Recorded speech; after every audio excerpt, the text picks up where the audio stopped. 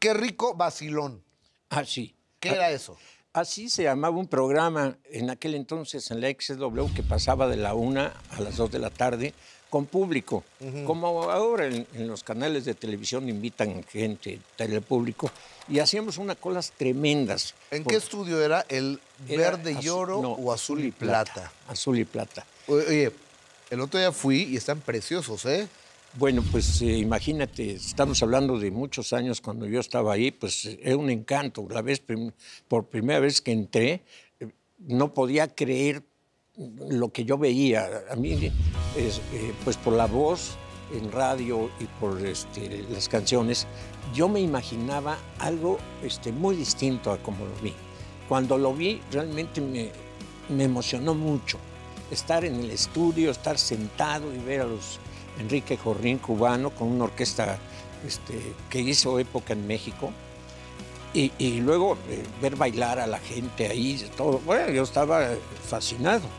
Y ahí me escapaba y después de eso me iba a trabajar. Y entonces ahí empecé a conocer pues amigos igual que yo, que iban con una ilusión. Y había un periodista, Felipe Aguilera, no sé si ya murió, ojalá viva.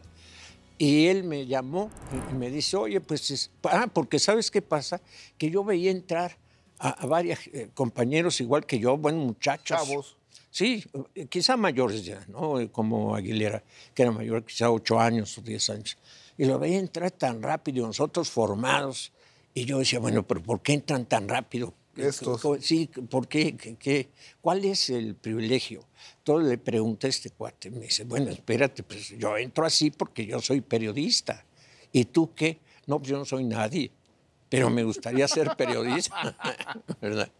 Y entonces, pues, me dio la oportunidad de sacar chismecitos de ahí, de la XW, que era la fuente de información en aquel entonces. Ok, ¿y dónde empezaste a escribir chismecitos? Pues con este periodista empecé a pasarle notas y ya me llevó a la redacción, pero a él le gustaba pues la fiesta, pero bastante, porque llegó el momento en que yo empecé a escribir la columna por indicaciones de él y ya me quedé ahí escribiendo y un día lo sorprendes de que pasaba un mes y no iba, pero sí iba a cobrar. Entonces dijeron, bueno, pues hasta aquí. Y me quedé con la columna.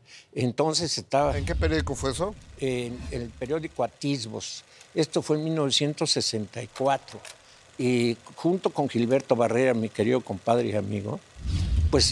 Gordo Barrera, se le conocía como el Gordo Barrera, papá de Gilberto Barrera, el actual director de la revista TV y Novela, para hacer un contexto, ¿no? Sí, claro. Gilberto era un encanto, era muy simpático. Luego cuando se enojaba con los artistas, como era yucateco, les decía, léeme mañana en la columna, ¿ves? Porque al día siguiente les daba durísimo.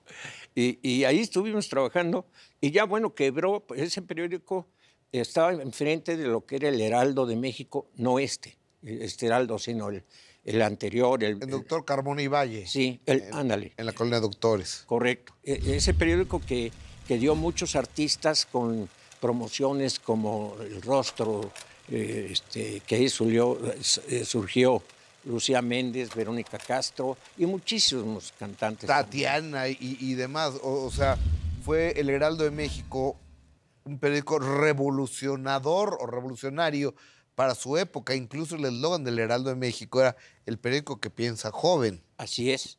Y efectivamente lo logró porque fue un semillero de artistas, de ahí surgieron muchos. Oye, y El Sol de México, el primer periódico a colores, ¿no? A color, no fue el primero, fíjate, fue el segundo. El primero fue el Heraldo. Ok. Pero el que estaba listo para salir fue El Sol de México en 1965. Y el Heraldo le ganó la carrera. El señor Alarcón era, pero sumamente un empresario muy hábil y muy fuerte, ¿ves? Y salió primero que El Sol. Pero los dos salieron en el mismo año, 1965. Estamos hablando de hace 55 años. Por ahí. 55 años, porque Sí, yo nací sí, en sí, 65 y tengo 55 años. 55 años. 55 años. ¿Y tú ya te sentías reportero, ya eras periodista?